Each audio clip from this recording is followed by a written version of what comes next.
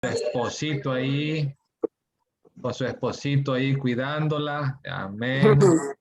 Qué bueno que Camilo también está bien, que su último test le salió negativo. Amén. Amén. Gloria a Dios. Qué bueno. Eso es muy bueno.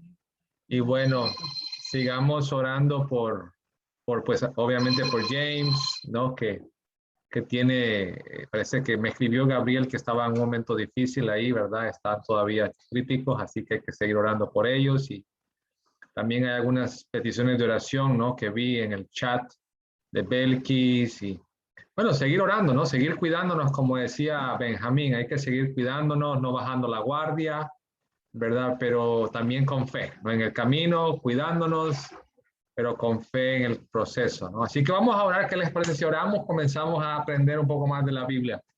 Señor Dios, gracias por este tiempo que me das para poder compartir con mi familia, con mi querida familia aquí en Miami, agradecidos por sus vidas, agradecidos de que Zoila está en casita, de que Camilo está bien, Padre, de que todos, Padre, pues de una u otra forma, en momentos difíciles, en momentos de pruebas, pero también en momentos alegres, podemos estar unidos, Padre, como familia, Padre. Venimos a ti para que por favor me uses para poder llevar tu palabra, pero también uses a cada hermano, a cada amigo que escuche este mensaje para que su corazón sea movido por ti, Padre, por tu palabra. Gracias, papá, te amamos.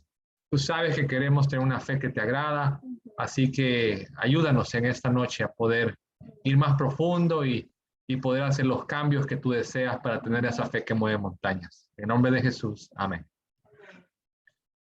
Entonces, bueno, vamos a seguir con el tema de la fe que mueve montañas, ¿no? La serie, si se acuerdan, el domingo pasado hablamos sobre la fe de Abraham. Estuvimos viendo su fe, que de alguna forma no tenía mucho sentido lo que estaba pasando, pero él tuvo el desafío de tener que confiar en Dios, aún a pesar de que no hacía sentido el plan y había recibido una promesa, ¿no? Y vimos Génesis 12, vimos que, ¿se acuerdan de esa frase muy importante que dice que, bueno, en hebreo es que dice que el que le sirve a él iba a servir y aquel que lo menospreciara lo iba a destruir? Aunque no suena así en la traducción, pero en el hebreo eso es lo que dice en realidad, ¿no? Cuando tú vas a eso, y fue la promesa de Génesis 15:1, que no tuviera miedo, que él era su protector, su escudo. Génesis 17, 18. Y la pregunta, ¿acaso hay algo que para Dios sea difícil? Justamente hablamos con Camilo, que él estaba profundizando esas escrituras, me decía, en esta semana y muchas otras cosas más que él estaba aprendiendo. Súper, Camilo, me alegra mucho que estás ahí echándole ganas, profundizando. De eso se trata esto, ¿no? Lo que yo les doy, hermanos, es 30, 40 minutos a lo mucho de estudios de muchos tiempos, ¿no? Entonces, esto tal vez a mí me ha tocado muchas horas, días tal vez de estudio, y yo te lo doy en 30, 40 lo que yo puedo, ¿no? Pero el propósito es que tú vayas profundo y vayas más profundo y vayas y Dios te va a ir mostrando más cosas. También vimos que Abraham tuvo que creer que Dios iba a levantar a su hijo de entre los muertos, en Hebreos 11, imagínate. Abraham creyó que Dios iba a levantar a su hijo entre los muertos, por eso confió en las dos, tanto en la promesa como en la petición, la instrucción de Dios. Y al final terminamos resumiendo que tú y yo fuimos creados para tener la misma fe de Abraham. Vimos Romanos 4, donde dice que esto no solo se dijo para Abraham, se dijo para nosotros también, para que nosotros tengamos esa misma fe. Yo no sé si tú sabías eso, que Dios quiere que tú tengas la misma fe de Abraham. Wow, entonces es una gran expectativa, pero con él, como dice la pregunta, nada es imposible, él puede lograrlo. Y hoy profundizaremos en el secreto de confiar en la palabra de Dios. El domingo les comenté que quería ir profundo en el tzitzit, la ley tzitzit, así se dice en hebreo. Pero, ¿qué tiene que ver esta ley? Tiene que ver mucho con no dejar que las circunstancias de la vida que nosotros atravesamos mermen nuestra fe o apaguen nuestra fe, porque eso es lo que sucede. Y comienza con la misión de los 12 espías en Números 13. Ahí es donde esa historia lleva al pueblo de Israel por una situación donde después de eso, en Números 15, Dios da esta ley, ¿no? A raíz de esta situación. Entonces vamos a ir a empezar a ver de dónde viene la raíz de esta ley. Y vamos a ver en Éxodo 3 del 16 al 17. Aquí tengo las escrituras, las voy a compartir. Pero un segundito. Aquí está. Entonces la clase se llama Confiando en la palabra de Dios, no en las circunstancias. Así que vamos a leer Éxodo 3 del 16 al 17, que aquí comienza la visión de Dios para el pueblo de Israel, ¿verdad? Entonces dice en Éxodo 3, 16 al 17. Así que ve y reúne a los ancianos de Israel y diles, el Señor, el Dios de sus padres, el Dios de Abraham, de Isaac y de Jacob, se me apareció y me dijo, en verdad he venido a visitarlos. He visto cómo los tratan en Egipto y me he propuesto sacarlos de la aflicción de Egipto y llevarlos a la tierra de los cananeos, los hititas, los amorreos, los fereceos, los gibitas y los jebuseos, que es una tierra que fluye leche y miel. Y aquí vemos a Dios con un sueño para su pueblo, con una visión, y así es para nuestras vidas. Dios es un Dios que tiene un mejor sueño que el sueño que nosotros tengamos o que el mundo tenga para nosotros. Y aquí es interesante que Dios ve la aflicción. Él es un Dios que ve la aflicción. Él no es ajeno a la aflicción, ¿verdad? Y ve en este momento al pueblo de Israel, a su pueblo con una aflicción y decide acudir en su ayuda a liberarlos. Sabemos esta historia. Así pasa con nosotros también. ¿Qué tiene que ver esto? Mucho. Así pasa con nosotros, hermano. Nosotros también, a través de Cristo, fuimos liberados del pecado. Nosotros estábamos viviendo en aflicción, en otras cosas que no nos permitían ser libres. Andábamos agobiados con situaciones que a veces queríamos salir, ¿te acuerdas? Y uno quería salir y uno sabía que eso no estaba bien, pero no sabíamos cómo salir de esos ciclos, cómo salir de esas vidas. Y a través de Cristo, Él nos da libertad, nos perdona nuestros pecados, nos da su Santo Espíritu, nos da nuevos sueños, somos parte del pueblo de Dios, nuevos comienzos, nuevas aventuras, y es muy parecido cuando cuando Dios saca a Israel, su pueblo en Egipto, lo libera, es una analogía de lo que pasa con Cristo y nosotros también, ¿no? Nosotros somos liberados. Entonces, esto es increíble. Dios tiene esa visión en este mundo para nosotros. Ahora, ¿qué pasa? Que esta visión de Dios en este mundo va a ser expuesta, nuestros corazones van a ser expuestos. Nuestros corazones van a ser desafiados por esa visión. Vamos a ir a Números 13 ahora, porque ahí es cuando se preparan para recibir este sueño que Dios les había prometido, este plan. Así que vamos a leer Números 13. No voy a leer todos los capítulos, voy a leer unas partes. Yo te invito a leer todos esos capítulos de Números 13, 14 y 15. Dice, el Señor, vamos a movernos aquí para Números 13, del 1 al 3, y vamos a saltar después del 17 al 26. El Señor habló con Moisés y le dijo, envía algunos hombres para que exploren la tierra de Canaán, la cual voy a dar a los hijos de Israel de cada tribu de sus antepasados. Enviarán uno de sus hombres más importantes. Desde el desierto de Parán, Moisés envió a todos aquellos hombres conforme a la palabra del Señor. Me gusta eso, conforme a la palabra del Señor. Eso quiere decir que conforme a lo que Dios había dicho. Todos ellos eran gente de importancia entre los hijos de Israel.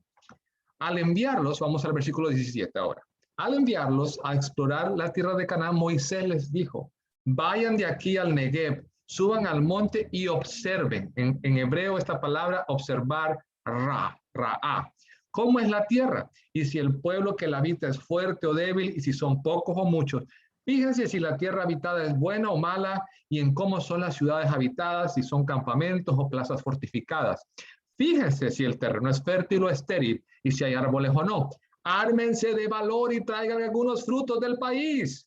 Era entonces el tiempo de las primeras uvas, y ellos fueron y exploraron el terreno desde el desierto de Sin hasta Rehob, entrando por Hamat. Voy por el versículo 22 ahora. Vamos a seguir ahí. Luego se dirigieron al Negev y llegaron hasta Hebrón, que es donde vivía Ahimán, Sesaí y Talmai, los hijos de Anac. Hebrón había sido edificada 7 años antes de Zoán en Egipto. llegaron hasta el arroyo de Escol y ahí cortaron un sarmiento con un racimo de uva, el cual llevaron entre dos en un palo, y granadas e higos. Delicioso, me encantan los higos. Como ahí los hijos de Israel cortaron ese racimo de uva, aquel lugar fue llamado Valle de Escol. Después de explorar la tierra, volvieron al cabo de 40 días. Mira qué interesante, ¿no? Aquí 40 días, ¿no? Igual que Jesús, igual que en la partida. Volvemos a la escritura. Al volver a Cádiz, en el desierto de Parán, se presentaron ante Moisés y Aarón y toda la congregación de los hijos de Israel y les dieron la información y les mostraron los frutos de la tierra. Mira, aquí vemos a Dios mandando a 2 espías a través de Moisés a la tierra prometida. Acuérdate, esta era la visión, el sueño, la tierra prometida. Han sido esclavos, estaban bajo el yugo de Egipto. Dios los libera con grandes proezas y milagros.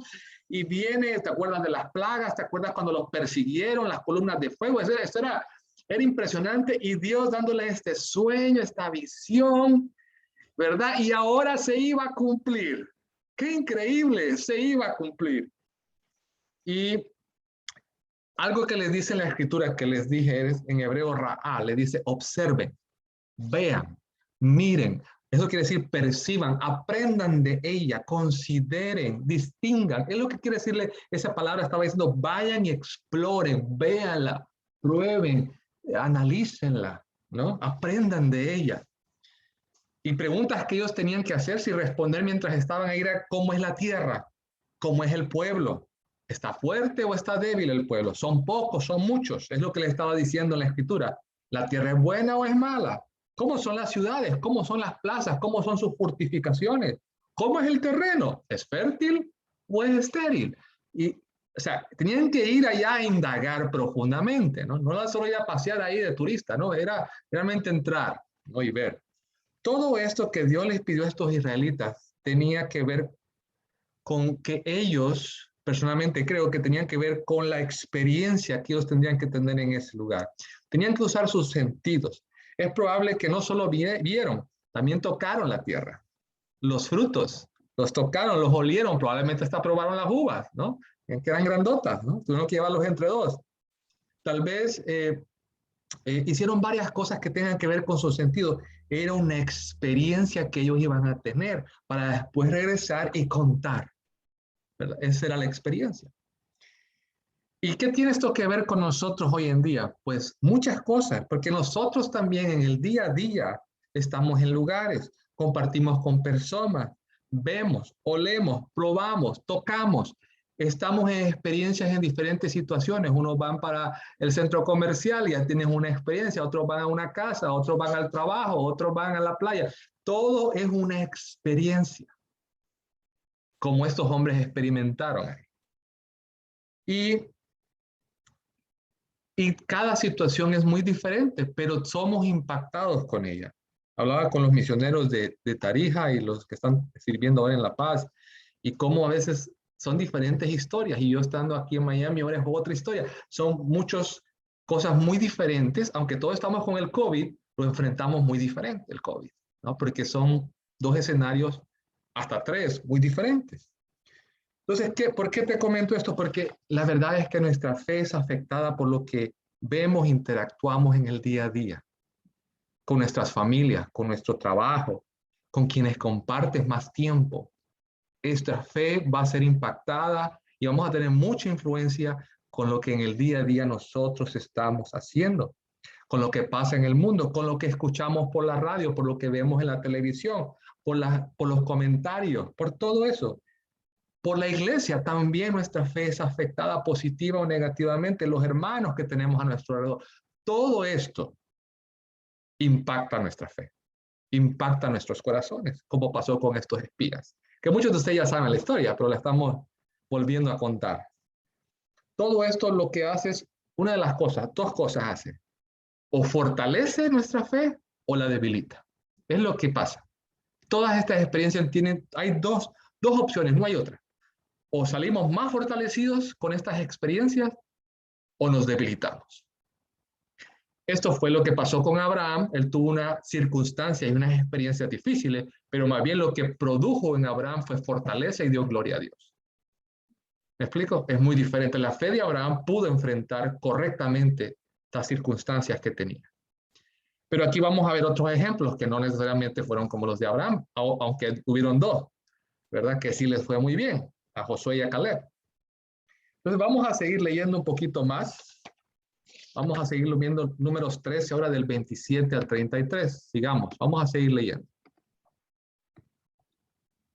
Números 13 del 27 al 33 dice, también les dijo, nosotros llegamos a la tierra a la cual nos enviaste. Esta ciertamente fluye leche y miel y aquí tiene sus frutos. Pero la gente que habita esa tierra es fuerte y las ciudades son muy grandes y fortificadas. Además, ahí vimos a los hijos de Anac. Los amalecitas habitan en el Negev, los hititas, jebuseos y amorreos habitan en el monte y los cananeos habitan junto al mar y en la ribera del Jordán.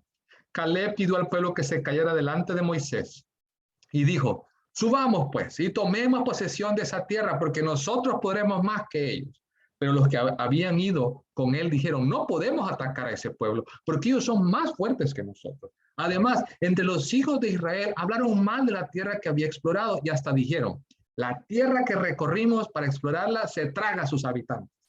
Toda la gente que allí vimos son hombres de gran estatura. Allí vimos también gigantes. Son los hijos de Anac, esa raza de gigantes. Ante ellos a nosotros nos parecía que éramos como langostas y a ellos también así les parecíamos. Mira qué interesante, ¿no? Los espías confirman que lo que Dios había prometido era verdad. ¿Qué dicen? Acuérdate en Éxodo, dicen que era ciertamente una tierra donde fluye la leche y la miel. Y ellos llegaron y dicen, es cierto, aquí esta es la tierra que me fluye la leche y la miel. Aquí tienes, o sea, Dios mostró a través de estos espías que lo que había predicho, lo que había prometido era verdad. Esta era la tierra. Ellos lo confirman. Pero la gente, ¿no? Ese es el problema. Siempre es la gente, ¿no? ¿No te has fijado? Siempre el problema es la gente, ¿no? ¿No? Es más, me acuerdo cuando trabajaba para Caterpillar, las personas que más ganan en una organización, por lo menos en una corporación, son los que manejan gente. Porque no es fácil manejar gente, porque es la verdad. Es más, yo trabajé en recursos humanos y una de las cosas que uno ve en recursos humanos para los salarios es que ganen bien. ¿Sabes por qué? Porque sabemos que van a gastar mucho en medicamentos y en ir al hospital. Sabemos eso. ¿Por qué? Por el estrés que van a manejar. Solo para que sepas, se estudia hasta eso, que esos puestos son tan difíciles que vas a andar muy estresado y por eso te necesitas más plata para hacerle frente a todos los gastos médicos que vienen. Solo para que sepas, ¿no? Porque se sabe el estrés que se conlleva, entre una de muchas otras cosas más. Entonces, siempre la gente decimos, ¿no? Es lo difícil que es. Entonces, yo me acuerdo, yo tenía que tratar conflictos que a veces yo ya llegué a un punto que tuve que parar y empezar a decirles que se perdonen ya mejor, ¿verdad? Pero gracias a Dios todo después ya funcionó bien, por la misericordia de Dios por lo menos, ¿no?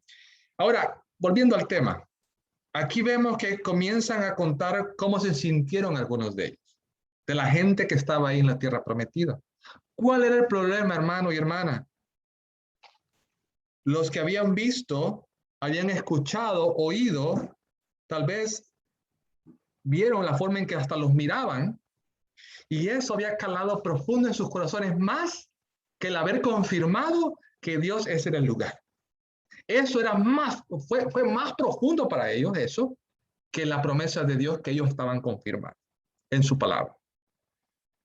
La montaña era más grande que la promesa de Dios. Los obstáculos eran gigantes y ya no tenían fe, no creían que Dios los iba a poder librar de eso, ¿no? Eran muy grandes. En el versículo 33 me llama la atención que dice que ante ellos a nosotros nos parecía que éramos como langostas y a ellos también así les parecíamos.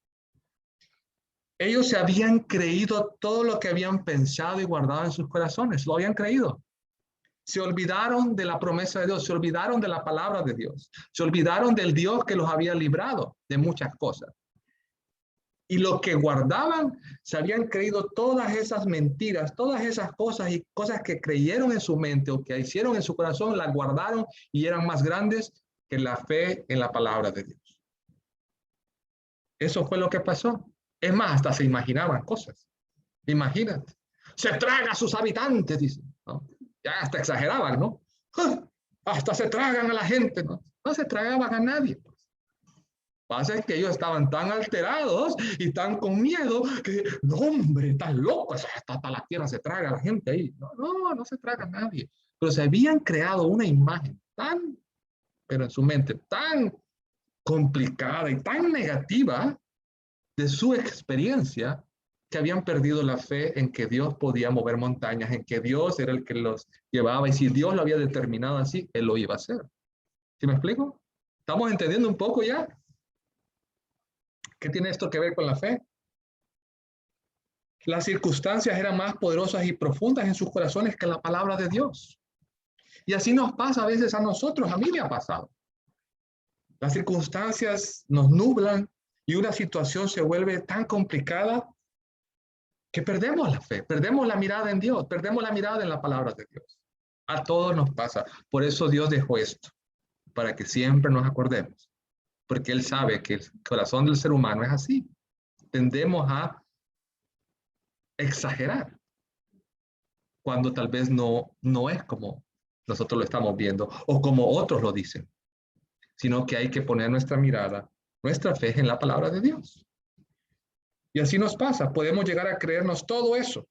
Nos creemos todo lo que dicen la televisión, todo lo que dice el internet, todo lo que dicen los compañeros, todo lo creemos. Y eso domina nuestros corazones como estos espías y terminamos imaginándonos cosas que en realidad no son. Imagínate, ¿no? Así funciona. Así que no debemos dejar, hermanos, llevarnos por las cosas que escuchamos o vemos en este mundo. No significa que no vamos a escuchar, no significa, Dios les dijo, vayan, explórenla, véanla, pero depuren, como dice, pero filtren, pues, porque no todo lo que ven brilla, me explico. Tienen que considerar su palabra. Y es mejor recordar las promesas de Dios, la instrucción de Dios para nuestra vida. Eso fue lo que hizo Abraham, acuérdate. Él decidió no confiar en las circunstancias, sino en la palabra que Dios le había dado a él. Y nosotros tenemos la palabra de Dios en nuestras vidas. Vamos a seguir leyendo por último para ver cómo terminó esta historia. Vamos a seguir leyendo. Vamos a hablar números 14 del 1 al 9.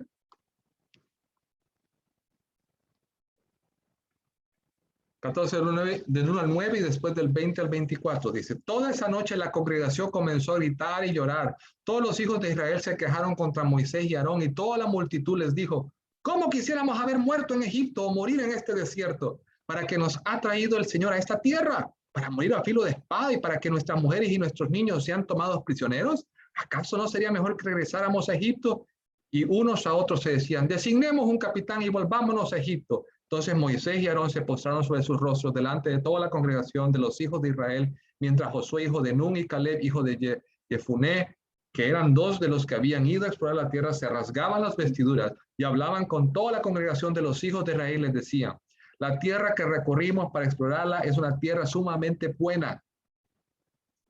Si el Señor se agrada de nosotros, Él mismo nos introducirá a esta tierra y nos la entregará. Es una tierra que fluye leche y miel. Así que no se rebelen contra el Señor, ni tengan miedo de la gente de esa tierra. Nosotros nos las comeremos como si fuera pan. No les tengan miedo, que el Dios que los protege se ha apartado de ellos y con nosotros está el Señor. Entonces el Señor dijo, más adelante, no vamos al 20 ahora. Entonces el Señor, Dios quería acabar con ellos, pero entra Moisés y los ayuda para que no los destruya. En el versículo 20 dice, entonces el Señor dijo, yo los he perdonado tal y como me lo has pedido. Pero tan cierto como que yo vivo y que mi gloria llena toda la tierra, ninguno de los que vieron mi gloria y las señales que hice en Egipto y en el desierto, los cuales ya me han puesto a prueba 10 veces y no han querido obedecerme, llegará a ver la tierra que les prometí a sus padres. Ninguno de los que me ha rechazado la verá, solo a mi siervo Caleb lo llevaré a la tierra donde él entró. A él y a su descendencia les daré posesión de la tierra, porque en él, mira lo que dice, porque en él hay otro espíritu y porque ha decidido seguirme, porque ha decidido obedecerme, porque ha decidido confiar en mí. Mira qué interesante. Tenía otro espíritu. Y esto es clave porque creo que cuando dejamos que las circunstancias o lo que otros dicen o piensan dominen nuestro corazón, terminamos perdiendo la fe en Dios y hasta le echamos la culpa a los hombres. Pobre Moisés, y el otro ya lo iban a apedrear, al otro le estaban cambiándole todo. No, es Moisés. Siempre es Moisés, ¿no? Siempre el problema es Moisés, ¿no? No, Caleb, vos qué sabés, ¿no? No, Aarón, tú nos hiciste hacer un becerro de oro, o sea, no, siempre es la gente, no, los líderes, el problema son los líderes. Esto está mal por los líderes, eso sí, eso. Vamos a quitarnos, vamos a poner otro capitán. Y algo importante que aquí Dios nos muestra, no se trata de quién está al mando, el mando está Dios, Dios está al mando de nuestras vidas, Él es el rey, Él es el líder. Dios espera que todos nosotros, como su pueblo, tomemos nuestra propia responsabilidad de nuestra fe, ¿verdad? Y que no le echemos la culpa al fulano, a mengano, al vecino, al líder aquí. No, yo voy a tomar mi responsabilidad. Yo voy a tener fe. Yo voy a ir a Dios y voy a apoyar y voy a servir. Y si no entiendo, voy a preguntar. Pero voy a estar unido a Dios y unido a su pueblo. Muy importante. Y a veces me pregunto, ¿por qué Josué y Caleb tenían tanta valentía? ¿Por qué Caleb tenía un espíritu diferente? ¿De dónde venía ese valor y esa seguridad? Me ponía a reflexionar. Yo creo que venía de la promesa de Dios en Éxodo 3. Él la vuelve a repetir, nos va a dar ahí leche y miel. Él dice, señores, por favor, ¿qué más quieren? Ya lo vimos, esto es. ¿Qué más necesitamos? Dios nos va a dar la victoria, este es el lugar. Y esta gente que se ve tan machita y vestidos con marca, no se preocupen. No se preocupen, Dios va a poder con todos ellos, porque con nosotros está Dios. Con nosotros está el Dios de Abraham, ¿no? El Dios de Israel, el Padre de nuestro Señor Jesucristo. Entonces Dios les dio una ley a los israelitas para que nunca se les olvidara esta enseñanza. Y esa no fue solo dada para ellos, fue para nosotros también. Todo esto es para nosotros. Nosotros no somos israelitas, pero somos pueblo de Dios y podemos aprender de estos principios. Estos principios que Dios ha dejado en su palabra son para que nosotros aprendamos de ellos, para que no cometamos los mismos errores, aprendamos de sus aciertos y evitemos los errores que ellos cometieron. Entonces, esta se llama la ley Tzitzit, que significa franja. Al final significa franja, es lo que significa. Vamos a ir a Números 15 del 37 al 41, porque ahí es donde está y se da este mandamiento. Como quieras llamarlo, este mandamiento. Vamos a ir entonces ahora Números 15 del 37 al 41 y ahí puedes ver un pequeño dibujito, ¿no? Para que tengas una idea de qué fue lo que hizo Dios. Entonces en el versículo 37 dice, el Señor habló con Moisés y le dijo, habla con los hijos de Israel, diles que ellos y sus descendientes deben ponerse franjas en los bordes de su vestido.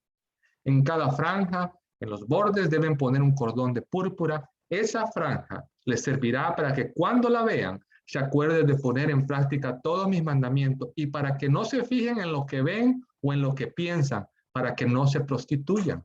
Les servirá para que se acuerden de todos mis mandamientos y los pongan en práctica y se consagren a mí, su Dios. Yo soy el Señor, su Dios. Yo los saqué de la tierra de Egipto para ser su Dios. Yo soy el Señor, su Dios. Mira qué interesante, ¿no? Y aquí vemos, les puse así porque ahora si ven las películas, ¿no? Cuando ves que andan como una túnica, como una franela, ¿no? Como esto, ¿no? Algunas las vas a ver que son como con rayas azules o púrpuras, ¿no? ¿Para qué? Son blancas y tienen esto. Jesús usaba una de estas, es más. Hay otra clase aparte de esta donde, ¿te acuerdas del manto que la mujer viene y le toca a Jesús que estaba ahí sangrando y toca su manto? Bueno, se cree que es el manto que Jesús estaba cargando y ese fue el manto que ella tocó, ¿no? Entonces, pero ese es como dice, es otro capítulo. Entonces, esto es lo que estaba pasando, ¿no?